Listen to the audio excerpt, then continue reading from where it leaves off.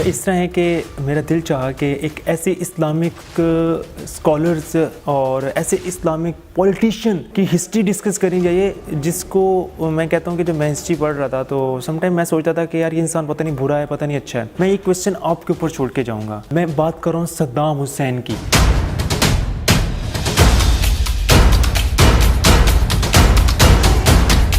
सद्दाम हुसैन कौन था और इसको ईद उल अज़हा वाले दिन क्यों फांसी दी गई? यानी आज तक हमारे इस्लाम के अंदर ऐसा नहीं है कि किसी इंसान को बकरा ईद जो बड़ी ईद है उसके ऊपर उसको फांसी दी जाए ईद उल अज़हा पे।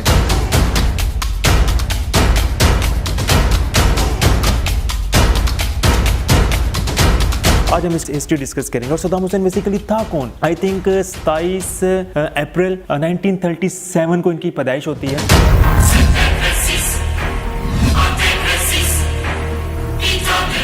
और ये उस जगह पैदा होते हैं जहाँ पे सुल्तान सलाहुद्दीन अय्यूबी जो हैं, जिस गांव में पैदा होते हैं, सद्दाम हुसैन भी वहीं पे पैदा होते हैं। अब सद्दाम हुसैन जो थे, जब इन्होंने अपना होश अभी संभाले नहीं था, इनके फादर जो थे इनको छोड़ के चले गए थे। जब इसकी अम्मी ने दूसरी शादी की तो सद्दाम हुसैन का जो फादर, वो सद्दाम हुसैन के ऊपर बड़ा जुल्म करता था।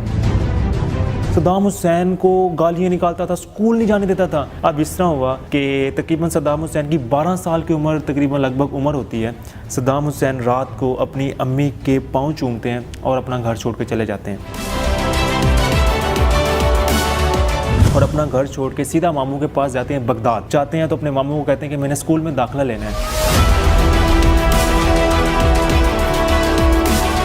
उन्होंने कहा अच्छा ठीक है। स्कूल में दाखिला लेने के बाद, बगदाद जाने के बाद, सद्दाम हुसैन का नाम सद्दाम हुसैन के चाचा ने रखा था, जिसका मतलब है डट जाना किसी भी चीज़ के ऊपर।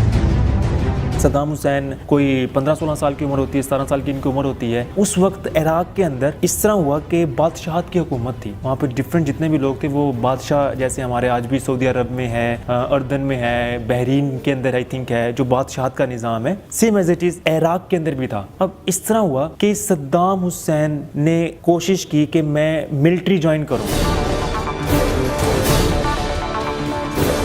लेकिन सद्दाम हुसैन की जो तालीम थी वो बहुत कम थी, तो फौज में जा नहीं सके। इसके बाद सद्दाम हुसैन ने कोशिश की कि मैं पॉलिटिशियन बनूं। अब उस वक्त दो पार्टियां थी, एक पार्टी थी बेस पार्टी और दूसरी पार्टी थी सोशलिज्म पार्टी। यानी दो पार्टियां थी जिस वक्त इराक ईरान के अंदर जो मशहूर दो पार्टियां थी।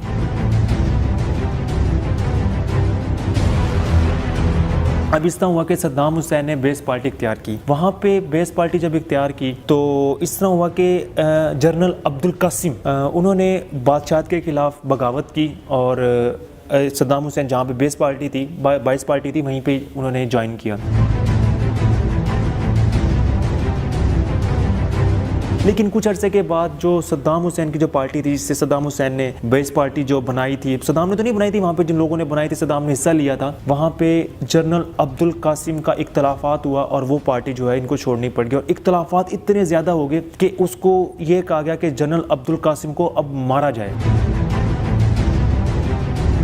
अब मारने के लिए किसको चुना? एक सद्दाम हुसैन को चुना, एक सद्दाम हुसैन के दोस्त को चुना। अब इस तरह के सद्दाम हुसैन ने जब जनरल अब्दुल कासिम को गोली मारी तो गोली जनरल को नहीं लगी, दूसरे बंदे को गोली लग गई। उसमें क्या हुआ कि उसने दोबारा अटैक किया, सद्दाम हुसैन की टांग के ऊपर गोली लगी और दूसरे दोस्त के जो सद्दाम हुसैन का था वो फौरन मर गया वहीं पे। अब जब सद्दाम हुसैन को गोली लगी, आप इमेजिन कर सकते हैं कि डेफिनेटली बात पकड़ा गया होगा। नहीं, सद्दाम हुसैन वहाँ पे भागा और दरियाए दजला में छलांग लगा दी, सीधा गया मिस्र। वहाँ पे मिस्र गया, वहाँ पे तालीम हासिल की। कुछ दिनों के बाद पता लगा कि जनरल अब्दुल कासिम जो है उनका कत्ल हो गया। अब जब उनका कत्ल हुआ तो सद्दाम हुसैन ने कहा कि अब मुझे अपने मुल्क इराक जाना चाहिए। अब फौरन क्या करते हैं, इराक जाते हैं ये।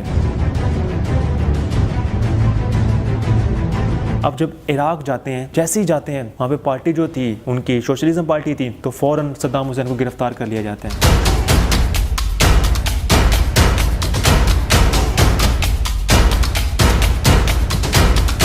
जब सद्दाम हुसैन को गिरफ्तार किया जाता है और सद्दाम हुसैन को फांसी दी जाती है, सद्दाम हुसैन को फांसी दी जाती है, सद्दाम हुसैन की फांसी नहीं होती। अब यहाँ पे बड़ा इंटरेस्टिंग सवाल होता है कि सद्दाम हुसैन को उस वक्त फांसी क्यों नहीं दी गई? उस वक्त सद्दाम हुसैन को फांसी इसलिए नहीं दी कि सद्दाम हुसैन के जो रिलेशनशिप थे वो अमेरिका की इंटेलिजेंस एजेंसी थे। जब सद्दाम हुसैन ने जनरल को गोली मारी थी, जब वहाँ पे ये जो मिस्र गया था, वहाँ पे बताते हैं कि 3-4 साल जहाँ पे ये रहा है, उनको अमेरिका ने रिहाइश दी थी। यानी अमेरिका के जो लोग थे वहाँ पे उनसे रिलेशनशिप में रहते थे। सद्दाम हुसैन को किसी तरीके से वहाँ से अमेरिका ने निकलवा लिया और उसको फांसी नहीं हुई। अब फिर दोबारा कुछ महीनों के बाद फिर दोबारा वहाँ पे सद्दाम हुसैन को जेल में डाल दिया गया।